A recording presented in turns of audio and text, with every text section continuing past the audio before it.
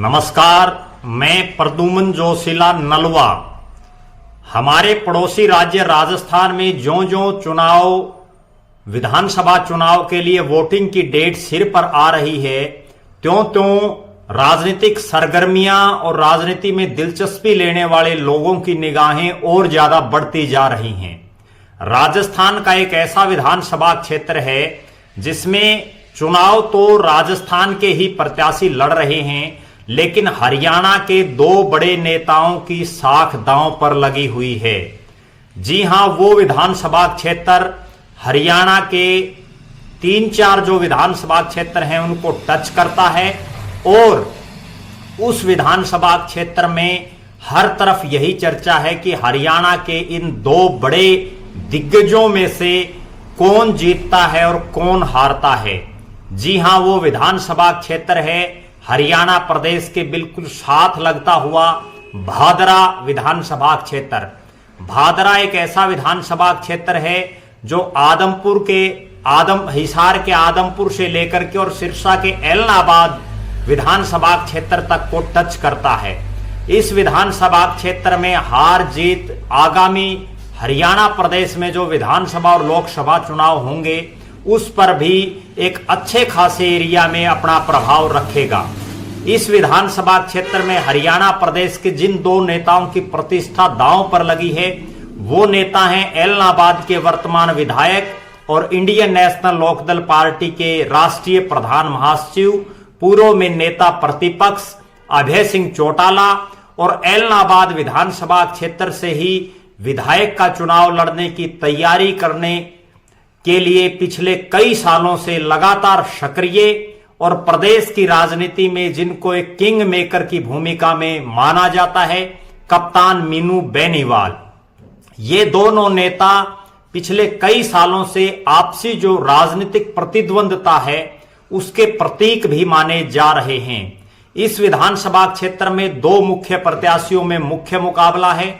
एक तरफ हैं कामरेड बलवान पूनिया जो मार्क्सवादी पार्टी के प्रत्याशी हैं और मौके पर वर्तमान विधायक हैं। दूसरी तरफ हैं संजीव बेनीवाल जो भारतीय जनता पार्टी के प्रत्याशी हैं, पूर्व विधायक रह चुके हैं और पिछली बार बलवान पूनिया से चुनाव हार गए थे।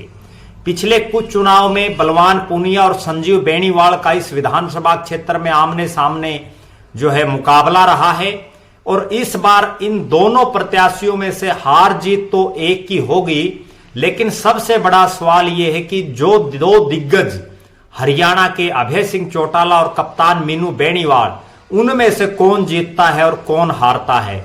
मीनू बेनीवाल पिछले 15-20 दिन से भादरा विधानसभा के गांव-गांव घर-घर में संजीव बेनीवाल के प्रचार के लिए गए हुए हैं। ना केवल मीनू बेनीवाल खुद बल्कि उनकी टीम पिछले लगभग 1 महीने से भादरा की गलियों कूचों और जो चौक चौराहों पर लगातार संजीव बेनीवाल का प्रचार कर रही हैं।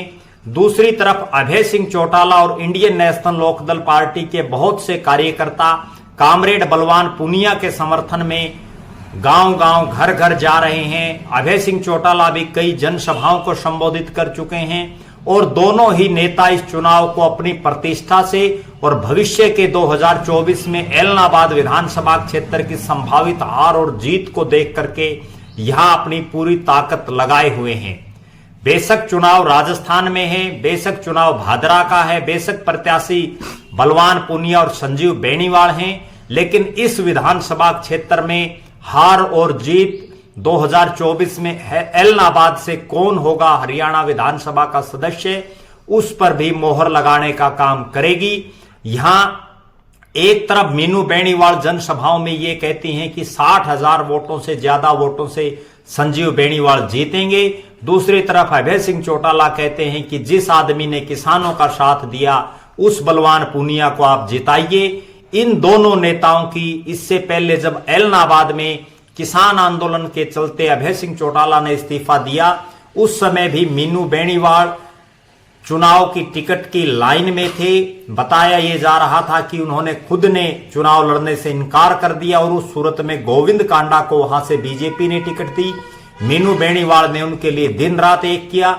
लेकिन उस चुनाव में अभय सिंह चौटाला जीत हासिल करने में कामयाब रहे। उसके बाद जब आदमपुर में उपचुनाव हुआ तब एक हारी हुई बाजी को पलटने का काम किया मीनू बेनीवाल ने। चुनाव के आखिरी एक सप्ताह में उन्होंने विशेषकर जो जाट लैंड है आदमपुर के और विशेषकर बेनीवाल गोत्र के जो गांव हैं उनमें इस तरह से उन्होंने प्रचार किया कि वहां जो एक निश्चित हार दिखाई दे रही थी उन जाट लैंड के गांव में भव्य बिश्नोई की, वहां अच्छे खासे वोट जो है भव्य बिश्नोई को मिले और आदमपुर का पूरा चुनाव आखिरी के एक सप्ताह में बदलने का काम किया मीनू बेनीवाल ने। अब देखना यह है कि जो बिल्कुल अंतिम चरण में राजस्थान का चुनाव है उसमें मीनू बेनीवाल बाजी मारते हैं या अभय सिंह चौटाला, उस पर हमारी नजरें बनी रहेंगी। आप लगातार हमारे साथ बने रहें। हमारे फेसबुक पेज को लाइक और फॉलो करें, यूट्यूब पर चैनल को सब्सक्राइब करें, बेल आइकन घंटी का बटन अवश्य दबाएं, वीडियो को ज्यादा से ज्यादा शेयर करें और अपने कमेंट्स अवश्य लिखें। बहुत बहुत धन्यवाद। आपका अपना प्रद्युमन जोशीला नलवा।